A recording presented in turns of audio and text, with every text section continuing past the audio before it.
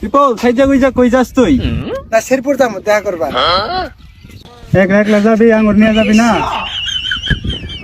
আইতে রাই চল তাহলে। কি যে করি, নিলেও জ্বালা না নিলেও জ্বালা, না নিয়ে যাই, সমস্যা নাই। কি হতে কারো যদি বললে দেয় না, নিয়ে যাই। কিরে তোর গার্লফ্রেন্ড দেখা করাই দিলা?